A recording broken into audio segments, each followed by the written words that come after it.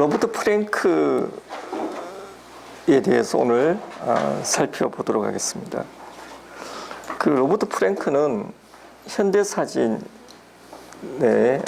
시작을 알린 그런 작가다 이렇게 말할 수 있습니다. 로버트 프랭크는 스위스에서 미국으로 이민한 이민자입니다. 처음에는 패션 사진가로도 활동을 하고, 그래서 이제 상당히 20대 중후반에 성공한 사진가의 길을 걷게 되었습니다. 그런데 그에게 아주 중요한 전환을 가져다 준 전시회가 있었습니다. 그건 바로 지난 시간에 했던 인간가족전. 1955년에 있었던 The Family of Man이라는 인간가족전이 에드워드 스타이긴이라는 기획자에 의해서 전체적인 스토리 맥락이 집대성된 것이죠. 그 주제에 대해서 의미는 굉장히 거룩했지만 그 거대 담론에 사진가의 개성은 묻힐 수밖에 없었어요. 큰 전시를 경험한 사진가들이 자기의 개인성에 대한 자각을 가지기 시작했다, 그렇게 볼 수 있는데, 에드워드 스타이겐의 인간가족전의 전시회에 로버트 프랭크도 참여를 했고, 로버트 프랭크의 사진이 많이 전시됐어요. 보통의 경우에는 자기 사진이 많이 전시됐으면 감사하게 생각해야 되는데, 오히려 로버트 프랭크는 사진가의 관점을 고려하지 않은 채 특정한 스토리 라인에 따라 사진들을 편성한 것에 불만을 가지게 되었다는 겁니다. 그 시대의 대세에 순응하는 사진가들이 있고, 그게 비록 시대의 대세라 할지라도 이거는 나의 작가성에 위배돼 라고 거부하는 작가들이 있죠. 근데 우리가 사진의 역사나 세상사를 이렇게 보더라도 항상 대세에 저항하면서 자기 길을 걸었던 사람들이 역사에 남는 것 같아요. 그 문화 권력자에게 순응하는 게 사진가로서의 삶에 더 도움이 될 수도 있어요. 그런 길을 거부하고 새로운 길을 선언하고 개척했던 사진가들이 나중에는 그분들이 남는 것 같아요. 그런 의미에서 이 로버트 프랭크는 대단한 사진가다, 이렇게 말씀드릴 수 있을 것 같습니다.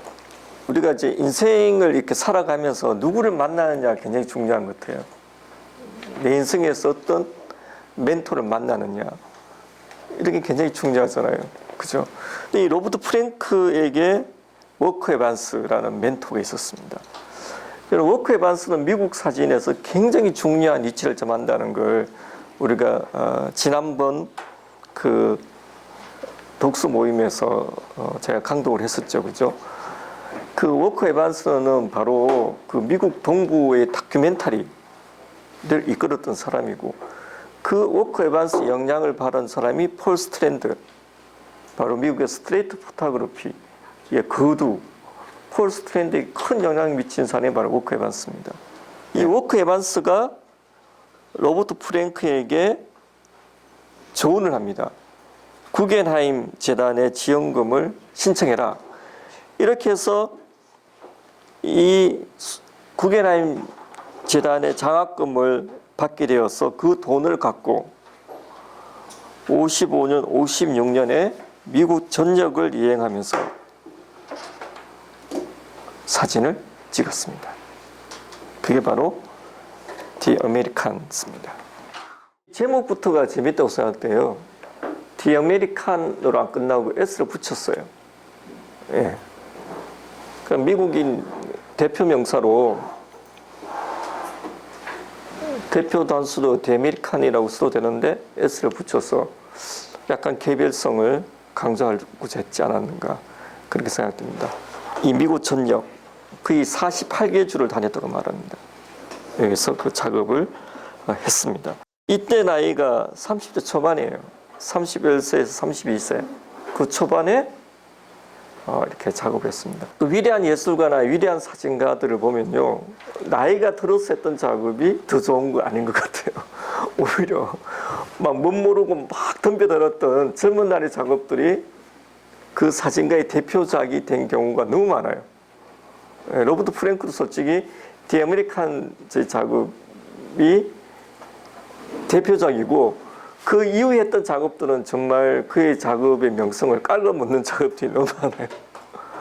예, 그래서 이 작가의 천재성은 나에게 들어서 숙성되는 것은 아니라는 생각이 들게 하는데 106페이지 한번 넘어가 볼까요? 우리가 이제 사진집을 낸다고 했을 때 제일 중요한 게 표지 사진입니다. 표지 사진에서 가장 상징적이고 함축적인 의미를 내포하고 작가가 가장 하고 싶은 이야기를 담아요. 예. 바로 이 사진이었습니다. 성조기가 있고 이렇게 미국인 2명을 가린 성조기의 모습입니다.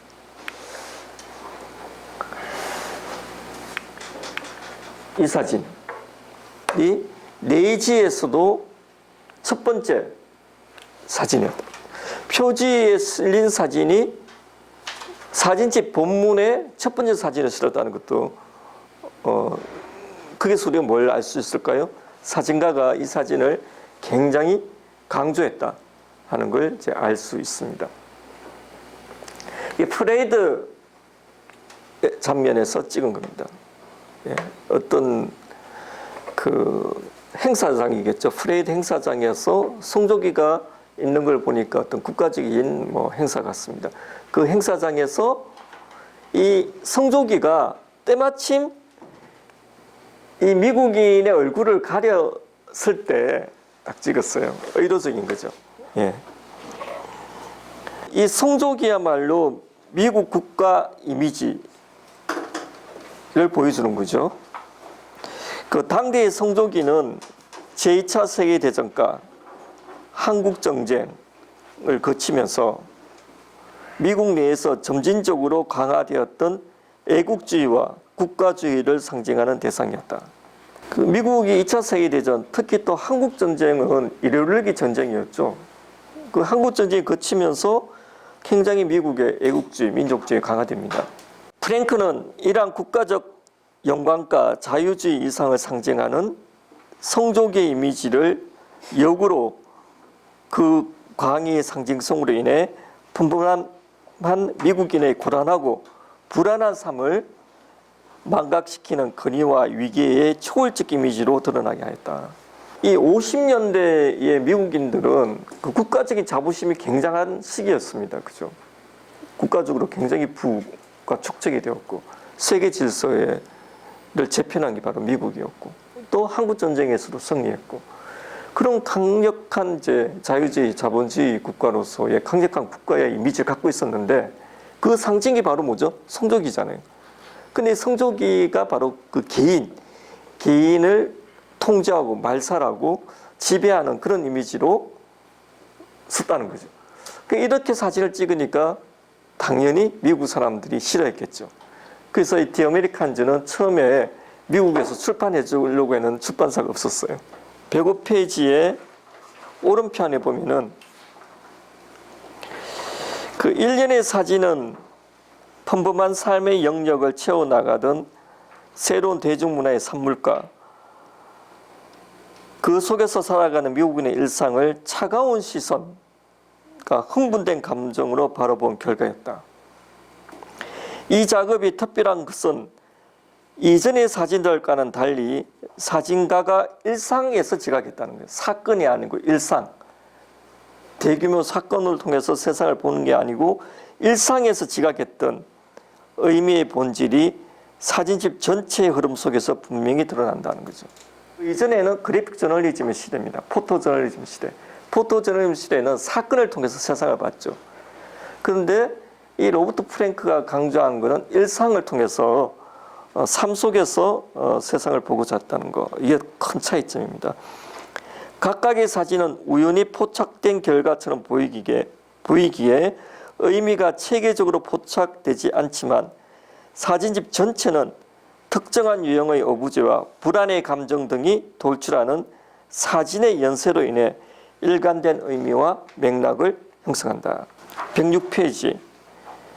미국인에서 유사한 시각적 형상의 계열로 반복되는 게 자동차, 주크박스, 텔레비전과 각종 스크린 이미지 등은 1950년 미국의 문화사를 대표하는 번영과 낭만의 키워드였는데 이런 것들이 반복해서 사진에 나오면서 쓸쓸하게 고립된 미국인의 일상을 보여주는 오브제로 사용되었다는 겁니다. 106페이지 오른쪽 한번 볼까요? 미국인의 초판은 1958년 파리에서 나오게 됩니다. 그 책에 나와 있는 이 사진집이 이제 파리에서 나왔던 그 사진집입니다. 당시 미국의 문화적 환경은 인간 가족처럼 자유주의 사회의 아이콘으로 미국을 아름답게 조형하던 것이 일반적이었어요. 그렇게 했기 때문에 이 사진집을 미국에서 내려고 하니까 출판사가 아무데로 내주려고 하지 않았습니다. 그래서 프랑스에서 초판이 발행된 거예요. 그 이후에 1959년에 미국에서 출판이 되었다는 겁니다. 대부분의 미국 비평가들은 프랭크의 작업에 부정적인 반응을 보였습니다. 그들은 프랭크가 사진으로 주목했던 엄울한 미국의 현실에 대해 의도적으로 미국의 실체를 일그러지게 했다 이렇게 비평했고요. 근데 사실 프랭크는 미국의 어두운 면을 직설적으로 드러내거나 어떠한 역사적 사건의 실체를 통해서 보여준 건 아니다 하는 거죠. 일례로 미국인의 표지로 사용된 트롤리 창가 풍경은 어떠한 특별한 사건이 벌어진 광경이 아니다. 처음에는 이제 이걸로 표지를 썼다가 뒤에 재판에서는 아까 제가 보여준 걸로 표지를 바꿨어요. 예. 그래서 이제 이 사진에서 이제 강조를 했죠. 당시 미국인 중에 대중교통 수단의 앞자리가 백인만이 앉을 수 있도록 법제화되어 흑인은 뒷좌석에만 앉을 수 있는 사실을 모르는 사람은 없었다. 즉 사진의 중앙에 위치한 백인 소년과 그 옆에 흑인이 유사한 팔 모양의 포즈를 취하고 있으면서 극단적으로 대비된 표정으로 카메라를 주시하고 있는 장면은 자연스럽게 미국의 인종차별에 대한 부정적인 인식을 이야기한다. 특정한 역사적 사건의 재현이 리얼리즘이라면 이 사진은 그 바깥에 위치하겠지만 차별의 역사와 차별받는 이의 고통을 공감하도록 유도하는 것이 리얼리즘이라면 이 장면은 내부에 위치한다.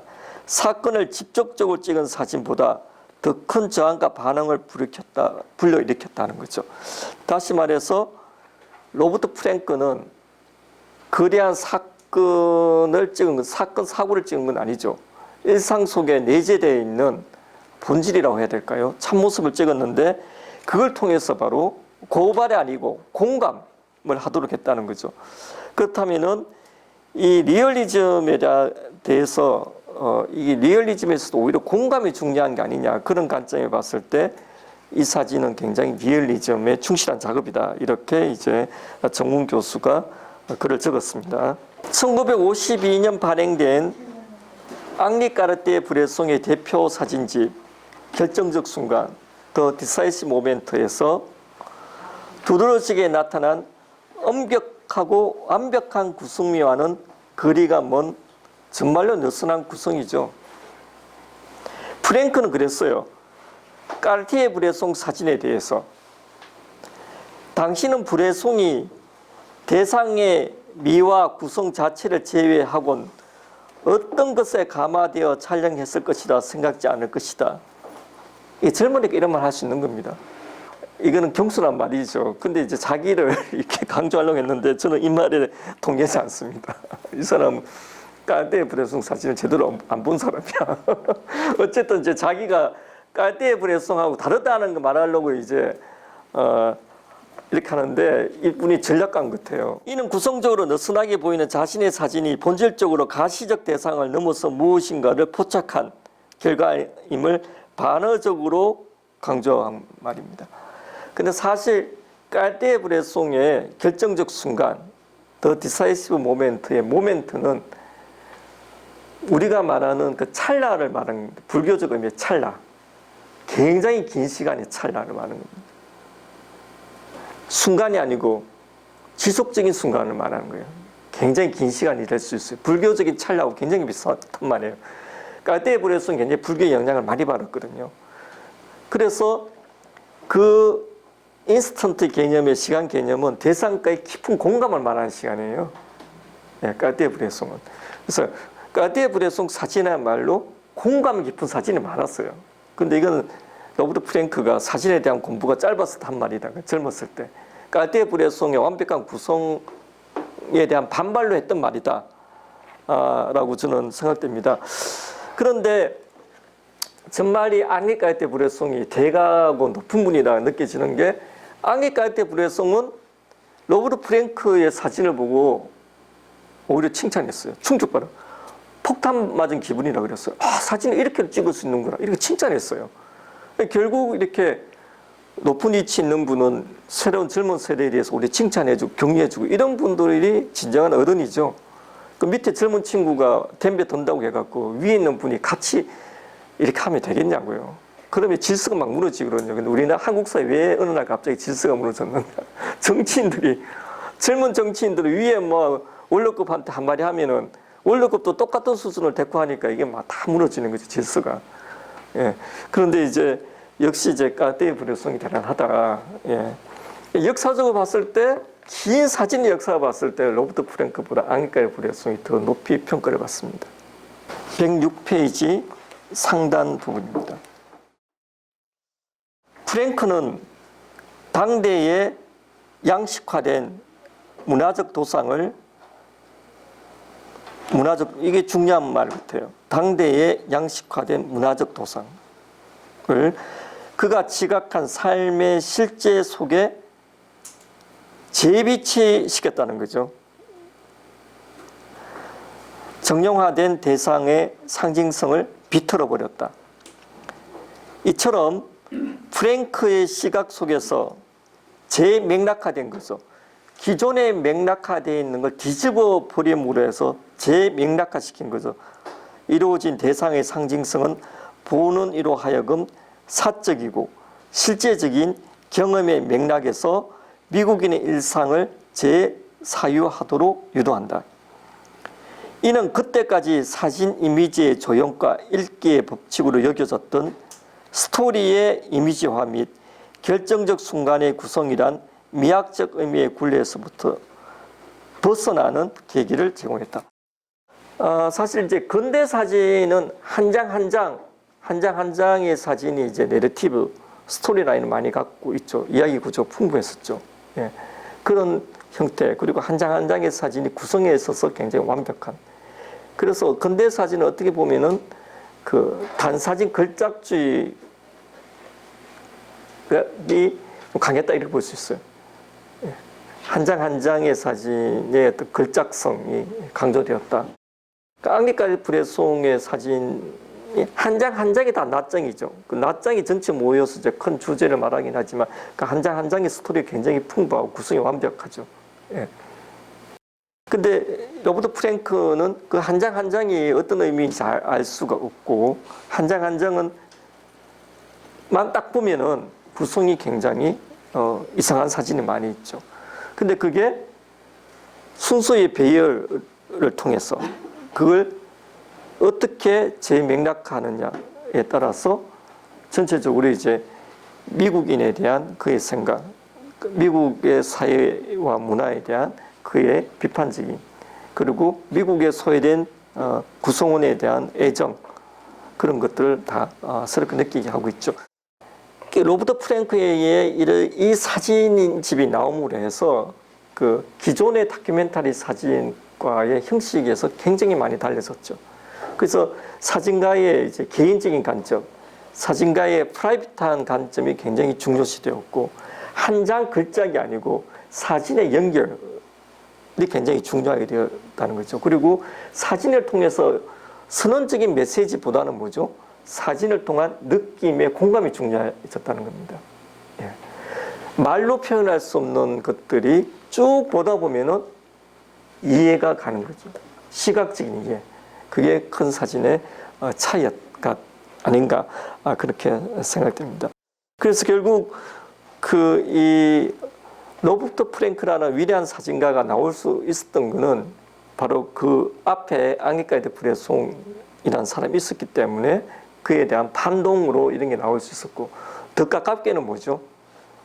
더 페미닌 오맨이라는 그런 작가의 개성을 무시하고 작가들을 통제해버린 그런 거대한 담론의 전시가 있었기 때문에 작가들이 나의 개성대로 살아야 되겠다 이런 생각들을 하게 만든 게 아닌가 그렇게 생각됩니다. 그런데 바로 이런 천재적인 작가가 나무를 해서 사진은 크게 변화하게 된다 볼 수 있습니다.